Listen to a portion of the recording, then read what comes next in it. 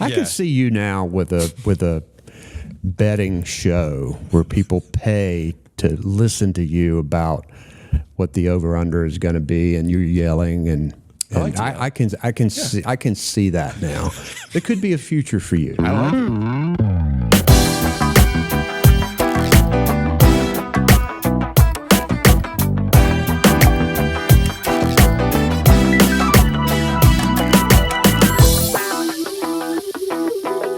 You know, the reason that we're recording today from my deck is very simple. And that is I went 3-0 last week. From the deck. You went 1-2. And now for the season. Are you ready for this? Anthony Guerra, Pizza Czar of Raleigh. Are you ready for me to flash this on the screen? Put it up. Let's go. Let's see it. Here we go. We're through 16 weeks. Giglio, 25-1. Guerra, 25-1. Now, I will note, you have your first coach to be fired futures in the bank at plus 490. So in the event that we finish tied, you will have the tiebreaker. I appreciate that. I can't believe we made it this far only to go right back to where we started. Well, I will say you've done well on your props, although you got bamboozled last week because what happened was your team was like rolling and the Jets were rolling. They were ahead. Trevor Siemian had 108 yards passing, and the Jets had no reason to throw the ball. And then all of a sudden they get behind. And he's out there slinging it around like Sammy Baugh. I'm like, oh, no. It's not going to cash. It's not going to cash. It's unbelievable. That game was just brutal. That truly, that is a Jets fan's Jets game. I knew as a Jets fan, they win the game, right? They're going to get the worst draft pick possible. Yeah. They're just going to ruin the draft pick. But instead of have a going away victory, we got 27-3 or so. Just the game's over. Great. You let them all the way back in. Wow. Rip the heart out. You called that from the jump. You had everything but the cover. So painful. I was embarrassed that Jacoby Brisket leads a comeback for the WTFers, and they end up losing by 2. The number was 3. So let us start this week, since it is the Thursday night game, with the Jets. Jets. Jets.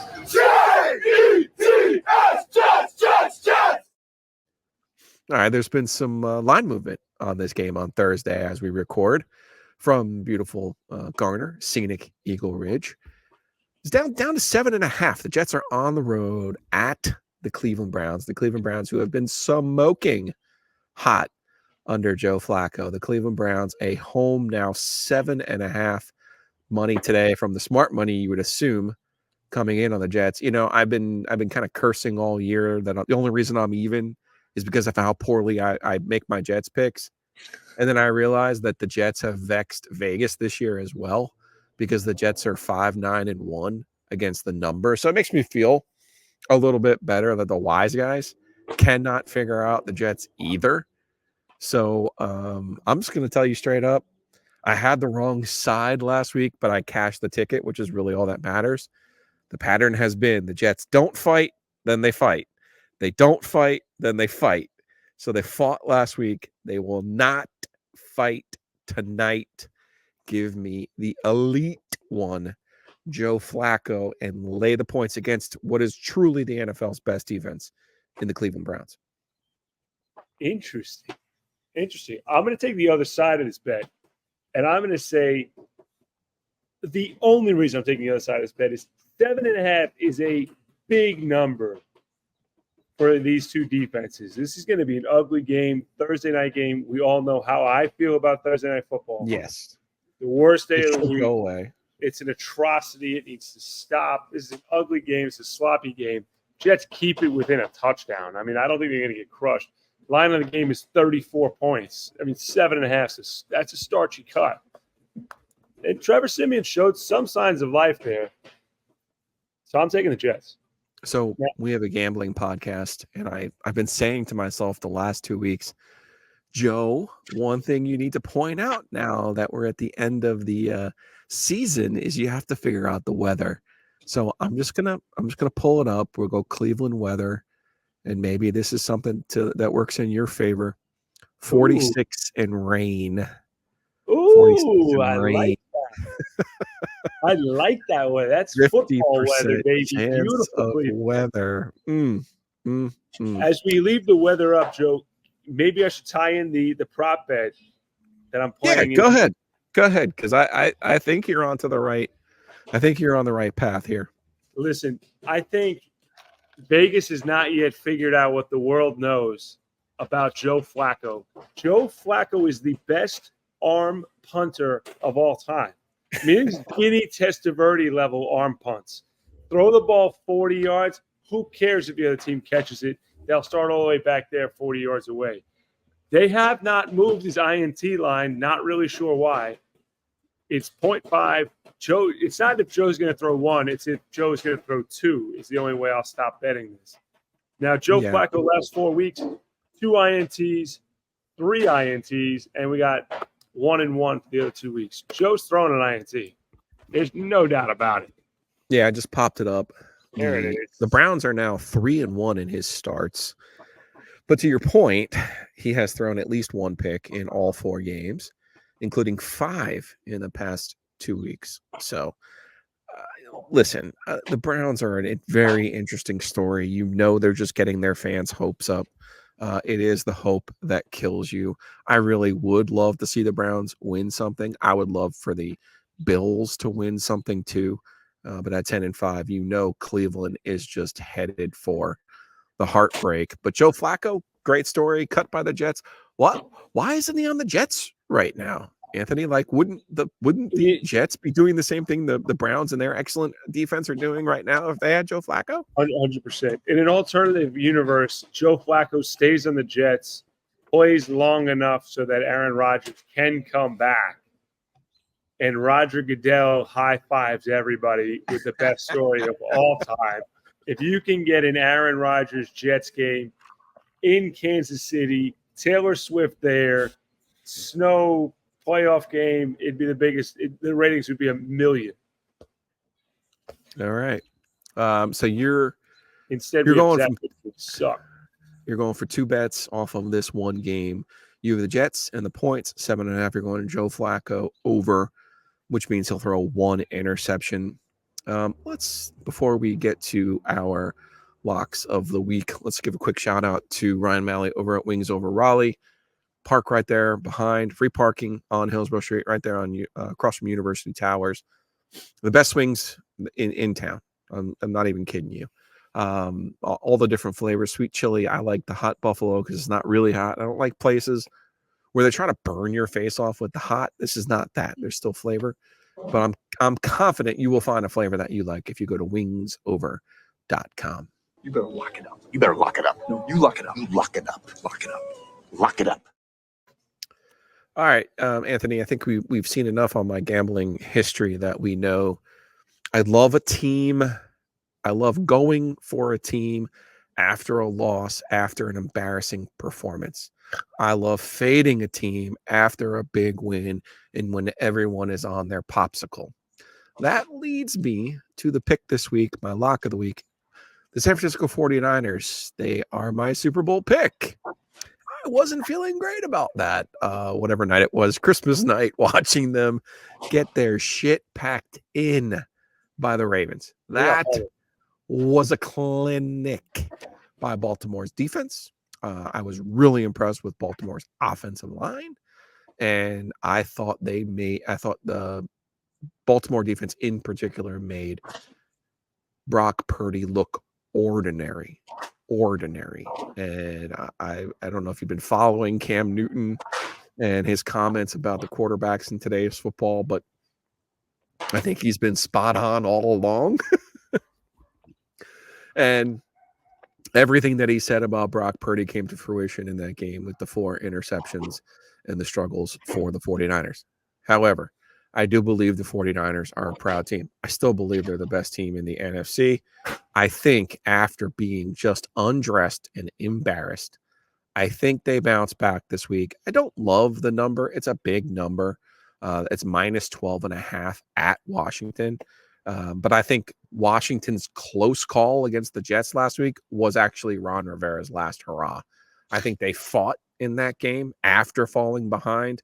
I don't see them fighting in this football game. In fact, I see the 49ers absolutely obliterating them in this football game. So I'm laying the points. I'm taking the embarrassed team. I'm taking the good team. I'm taking the better team. So for my lock of the week, I'm taking the San Francisco 49ers. Brings us to your lock of the week, sir. Similar thing. I'm going after a big line here. I'm chasing a real big line. Let's go with the Eagles. They're going to be giving away 11 points. But, Joe, you know why I don't care? The 11 points are against Arizona. That's why I don't care. When you were growing up, was Arizona still in the NFC East when you were growing up, or are you too young for that? No, too young for that. Okay. Who was it first? I mean, it was Dennis Green. I'm trying to think about the teams before Dennis Green had the Cardinals. That's about as far back as I go. Okay. But they are who we thought they were, and we let them off the hook. I ask because when I was growing up, now I'm 48, the Cardinals were in the NFC East, and it was always a little bit of a treat when the Giants played at the Cardinals and you got the 4:00 window, because back then in New York, you only got the Giants game and the Jets game. That's it. Yep. There was no like, hey, let's throw an extra game on. No. And it was always interesting. I actually remember when the Cardinals were in St. Louis. That's how old I am. Hence why they were in the NFC East to begin with. But no, I remember, and it will always be sunny out there. And, Giants would wear those white uniforms, and Jeff Hostetler would always have dirt, or Phil Simms would always be muddied up, and LT would be coked up. And like, oh, man, do we have to play the Cardinals this week? Can't we just go back and play the Bears and the Redskins and the Cowboys? Like, why do we got to play these? Why do we got to play this team? So I always kind of enjoyed that 4:00 window, because you never got it. You never got a late game. Like, it was always Giants, Jets. So there's a bunch of people in New Jersey right now who are like, yep, I remember that. Totally remember that. So you're going Eagles on a little bit of a bounce, because they had lost 3 straight, and then they beat the Giants last week in a game where I thought Jalen Hurts bounced back. I do think the Eagles are good, but you just have to remember that they have the strongest force in the universe working against them, which is they lost in the Super Bowl last year. That's tough. It's tough to rebound off that. But you also see the Cowboys they're reeling here. The Cowboys have to win this. And I think they got a little juice from that. Yeah, and I was going to say the Eagles, we're now playing for position. You're looking for the number 1 seed. You're trying to get that one bye now that they have in the NFL. Let me close this thing out, because I want winners. That's right, Mike Singletary. I want winners, and I'm going to close this out with the Buccaneers are a home 2.5 to the Saints. Buccaneers, Anthony, a very interesting football team this year, because after what we saw from Baker Mayfield last year in Carolina, I can't exactly say I saw this coming. After what we know about Tampa's coach and his time with the New York Jets, I can't say as I saw this coming. That was an ugly era of football. But I got to give them credit now. Bucs are 8-7. They're in the driver's seat in the NFC South. They lost 6 of 7 in October through the end of November. In December, they're 4-0. And you might say, well, Joe, they're 4-0. Look at the crappy teams they're playing. I would just say to you, New Orleans is also a crappy team. And what they've done, what Tampa has done, is they've been able to get right against NFC South teams. Carolina, 21-18. Atlanta, 29-25. Last week, they did beat a good Jacksonville team last week. Took care of them rather handily, actually. Baker Mayfield has been on a heater, and good for him. I like the Bucs this week as a home favorite. They're getting a little bit less than the home 3, so I like it. Oakwood Pizza Box open today. You're back open today after your Christmas break. We're back. We're back. I was in Wilmington consulting on the upcoming Ponysaurus location, so I'm happy to be back at home. Oh, that's what you were doing. Yeah, that's what I was doing. Down at Ponysaurus opening up in Wilmington, and they should be open in the next 2 weeks. Trying to set them up. So it's always fun to get home where at least I know my staff knows how to make pizza. So what goes into that? Is are they going to be making pizza in Wilmington, or you're just they have what a full what do you kitchen mean? down there. So they're doing Okay. pizza. They have a full menu. There's quite a few things on the menu. So some hamburgers. There's some other things on there. Snacks, bar snacks, the whole deal.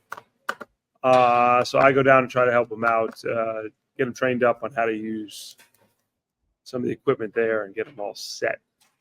But they're doing great. It'll be good. All right. So normal schedule rest of the week.